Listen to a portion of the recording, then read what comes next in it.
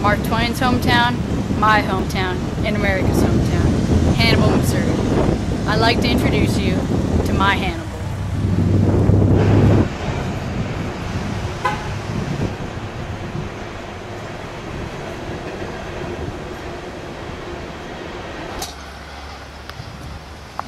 I see Mark Twain's boyhood home every day, and that's something I'd say most people don't see in a lifetime.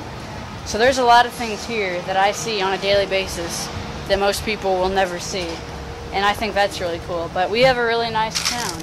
I mean, the downtown's great, the people are very nice, very hospitable. It's a great place to live, it's a great place to visit, it's a great place to take your family. Well, my name is Bob Yapp, and my wife Pat and I moved to Hannibal, Missouri, America's hometown, what I like to call America's best-kept secret, about a little over a year ago, and we're really excited to be here. I try to give back to the museum. I volunteer down there, but the primary thing that I'm doing right now is the historic preservation trades program at Hannibal High School for at-risk kids. They're learning to be artisans in the historic preservation trades, and it's a wonderful thing, and they come on a bus every day, and we're really excited to have them. And they're doing a great job. Oh, that was beautiful. My name is Joe Selman. I live here in Hannibal. I go to Hannibal High School, and I like this program. My name's Christian Allen Jones. It's just awesome. Well, for me, it's like the greatest thing ever. My dad used to be a carpenter, and I want to be one too. Build my own house. I'm actually learning how to fix houses, which will be really handy when I'm living on my own. It's just a good experience. Well, the Renaissance of Hannibal has been going on in waves for quite some time. Hannibal is a wonderful little city. It's a river city. And what's interesting about that is that river cities are a little bit rough and tumble by their nature. What's happening is that over the last 30 years, and especially now, the Hannibal expats, I call them, it's kind of an oxymoron to say you're an expatriate living in the same country you were born in, but Hannibal's a place in and of itself, are coming to Hannibal, and they love the architecture. It's just one step forward and two back, and then one step forward and a foot in the back, and now we're about even. Little by little, you know, it's like small business anywhere else. You know, people have a dream and put their life savings and their kids' college funds into it. There's the one over there, Curly's Pub.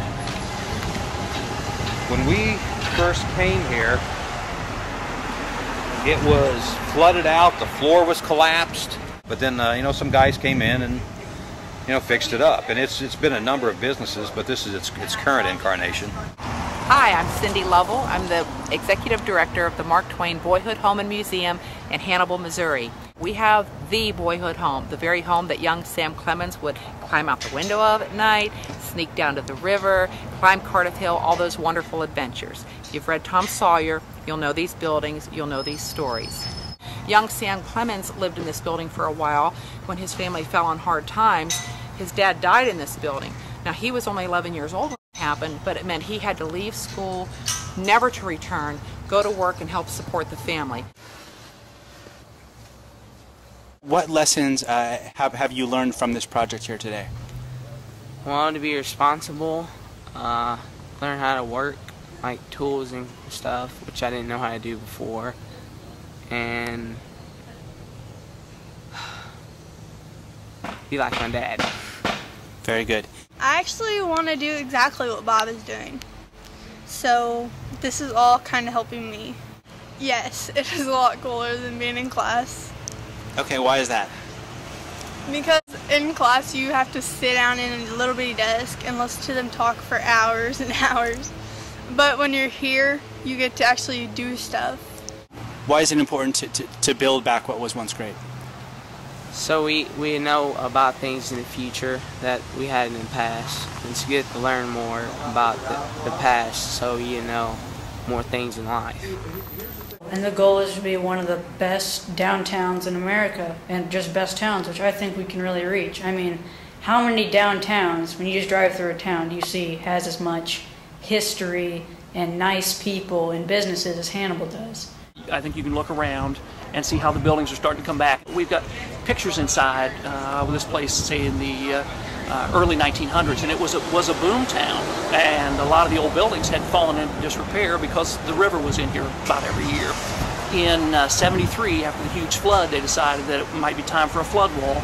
Got that completed in 93, and from that time on, people have not been afraid to invest in the buildings down here again, and so they're all starting to come back. I think Hannibal's future is so linked to the past and the preservation of the past. Our future really hinges upon the preservation of these buildings, these stories, and sharing them with people who come from all over the world every day to see this place and see that it actually existed, that he based his stories on real people, real places, real events. Across the nation, small communities are reinventing themselves, and they're having a renaissance in the sense that, well, factories move out, things change, and the towns that don't take the time to reinvent themselves are the towns that don't survive. And it works incredibly well. Preservation doesn't cost, it pays for small towns and communities across the nation. It really is true. Wonderful. Thank you very much. Okay, thank you.